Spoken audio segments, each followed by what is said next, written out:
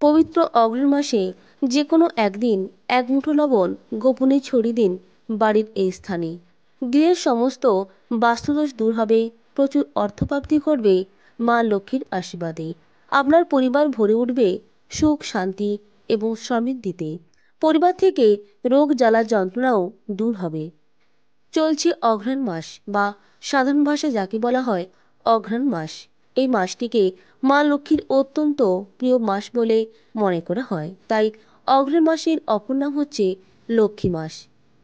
বন্ধুরা, অঘ্রাণ মাস শুধু মা লক্ষ্মীর মাস নয়, অঘ্রাণ মাস আবার শ্রীকৃষ্ণেরও বিশেষ প্রিয় মাস। তাই এই মাসে একদিকে যেমন মা লক্ষ্মীর আশীর্বাদ লাভ করা যায়, ঠিক সেরকমভাবেই ভগবান শ্রীকৃষ্ণের আশীর্বাদও আপনারা লাভ করতে পারবেন।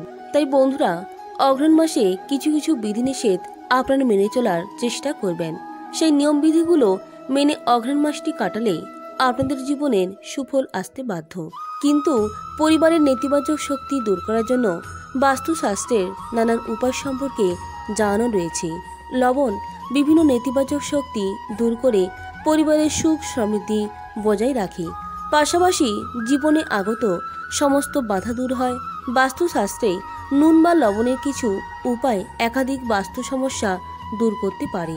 লবণের এই উপায়ে পরিবারের লক্ষ্মী আগমনের পথ প্রশস্ত করে, পরিবারের সদস্যরা জীবনের সমস্ত ক্ষেত্রে সাফল্য লাভ করে এবং সুখ শান্তিতে জীবন ভরে যায়।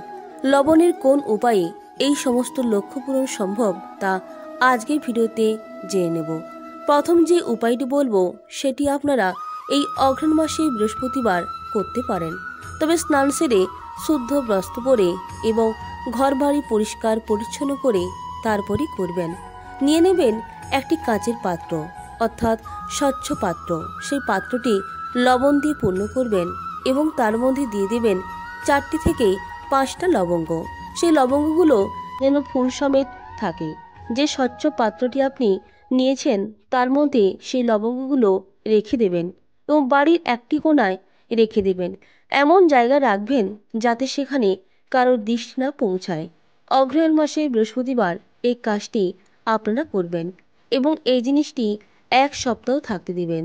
1 সপ্তাহ পরে আপনারা এই জিনিসটি পরিবর্তন করে নেবেন, অর্থাৎ এই নুনটি আপনি ফেলে দেবেন। কাচের পাত্রটি পরিষ্কার করে নেবেন এবং তারপর আবার সেখানে সেই পাত্রটি ভরে নুন রাখবেন এবং তার মধ্যে নতুন 5টি অথবা 7টি বোটা সমেত ফুল সমেত লবঙ্গ রেখে দেবেন। এই উপায়টি করলে পরিবারে যা নেতিবাচকতা আছে বা নেগেটিভ এনার্জি আছে সেগুলিকে শোষণ করে নেয়। আপনার ঘরে যদি কোনো বাস্তুদোষ থাকে, অর্থ আগমনের পথে বাধা থাকে, তাহলে সেটি কিন্তু দূর করে। কিন্তু বন্ধুরা, 1 সপ্তাহ অন্তর অন্তর আপনারা একটি পরিবর্তন অবশ্যই করবেন। তাছাড়া এই মাসে বাথরুমে ক্রিস্টাল নুন রাখবেন। এমন জায়গায় নুন রাখবেন যেখানে কারোর হাত না পৌঁছাতে পারে। পাত্রে রাখা এই ক্রিস্টাল নুনও কিছুদিন অন্তর অন্তর পাল্টাতে থাকুন। এর ফলে বাথরুমের বাস্তুদোষ দূর হবে।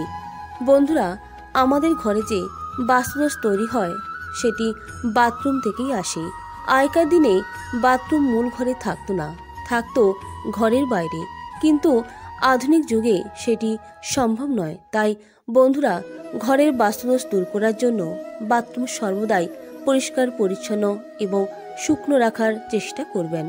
বাথরুমের মেঝেতে যেন সবসময় জল না থাকে, এগুলি থেকে ঘরে বাস্তুদোষ তৈরি হয়। এবং বাথরুমে এই ক্রিস্টাল নুনটি অবশ্যই রাখবেন এবং পরিবর্তন করবেন 1 সপ্তাহ অন্তর অন্তর। এর ফলে বাথরুমে যা নেগেটিভ এনার্জি থাকবে সেটি এই নুনটি শুষে নেবে। এছাড়া আপনারা এই অঘ্রাণ মাসে প্রতিদিন প্রাতঃস্নান করবার চেষ্টা করবেন। ভগবান শ্রীকৃষ্ণ নিজেই বলেছেন, অঘ্রাণ মাসে যে ব্যক্তি প্রাতঃস্নান করে তার প্রতি আমি সর্বদাই প্রীত থাকি এবং সন্তুষ্ট থাকি। তাই বন্ধুরা, অঘ্রাণ মাসে আপনারা ঠান্ডা গরম জল মিশিয়ে হলেও প্রাতঃস্নান করবার চেষ্টা করবেন এবং সেই স্নানের জলে 1 চামচ সন্ধক লবণ মিশিয়ে নেবেন। কমপক্ষে টানা 21 দিন এই নুন মেশানো জলে স্নান করুন। এর ফলে আপনার উপর যদি কোনো ব্যক্তির খারাপ নজর লেগে থাকে সেটিও কিন্তু কেটে যাবে। আপনার যদি উন্নতিতে বা আপনার জীবনে অর্থ আগমনের পথে যদি কোনো বাধা থাকে, যদি কোনো কিছু আপনার প্রতিবন্ধকতা হয়ে থাকে, তাহলে সেটি কিন্তু দূর হবে। আবার এই অঘ্রাণ মাসে মা লক্ষ্মী গৃহে প্রবেশ করে। তাই বন্ধুরা, এই অঘ্রাণ মাসে আপনার বাড়ি ঘরদোর কিন্তু অত্যন্ত ভালোভাবে পরিষ্কার পরিচ্ছন্ন রাখবেন। কারণ আমরা প্রত্যেকেই জানি যে মা লক্ষ্মী কখনোই অপরিষ্কার জায়গায় কিন্তু থাকেন না। তাই প্রতিদিন এই অঘ্রাণ মাসে সকালবেলা ঘুম থেকে উঠেই আপনার ঘরবাড়ি পরিষ্কার পরিচ্ছন্ন করে নেবেন এবং ঘর মোছার সময় ঘর মোছার জলে 1 চামচ সন্ধক লবণ দিয়ে তারপর সেই জলটি দিয়ে আপনি ঘর মুছবেন। সন্ধক লবণের পরিবর্তে আপনারা সাদা নুনও দিতে পারেন, কিন্তু নুন জলে ঘর মুছলে ঘরে পজিটিভ এনার্জি বাড়ে এবং মা লক্ষ্মীর আগমনের পথও প্রশস্ত হয়। এছাড়াও এই অঘ্রাণ মাসে প্রতিদিন বাড়ির সদর দরজা বা মুখ দরজায় 1 ঘটি জল ঢেলে দেবেন এবং সদর দরজা থেকে ঠাকুরঘর পর্যন্ত যদি মা লক্ষ্মীর চরণের আলপনা এঁকে দেওয়া হয়, তাহলে সেই ঘরে মা লক্ষ্মী অবশ্যই প্রবেশ করেন। তাই বন্ধুরা, অঘ্রাণ মাসে প্রতিদিন ঘর খুব ভালোভাবে পরিষ্কার পরিচ্ছন্ন করবেন। আবার এই অঘ্রাণ মাসের প্রতিদিনই সন্ধ্যেবেলা কিন্তু বাড়িঘরদোর আলোকিত রাখবেন।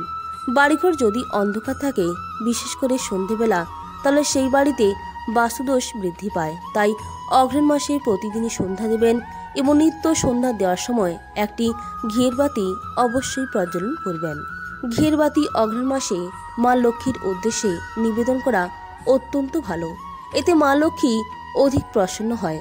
কার্তিক মাসের মতো অঘ্রাণ মাসেও দীপ দান করার বিধি আছে এবং অঘ্রাণ মাসে ঘিয়ের বাতি দান করা অত্যন্ত ভালো। তাই সন্ধেবেলায় আপনারা একটি ঘিয়ের বাতি অবশ্যই প্রজ্বলন করবেন এবং ঠাকুরের সিংহাসনে আরতি করবার পরে আপনারা তুলসী তলায় সেটি রেখে আসবেন এবং বাড়িঘরদোর সর্বত্র, বিশেষ করে বাড়ির তুলসীতলা, ঠাকুরঘর, বাড়ির সমস্ত ঘর এবং বাড়ির যেটি মুখ্য দরজা সন্ধেবেলায় যেন আলোকিত থাকে। সন্ধক লবণের প্রদীপ বা আলো জ্বালালেও সুফল পেতে পারেন। এর ফলে নেতিবাচক শক্তি দূর হয় এবং পরিবারে ইতিবাচক শক্তির প্রভাব বৃদ্ধি পায়। বন্ধুরা, এই ছিল আজকের ভিডিওর মূল আলোচ্য বিষয়বস্তু। প্রত্যেকে ভালো থাকবেন, সুস্থ থাকবেন। নমস্কার, ধন্যবাদ।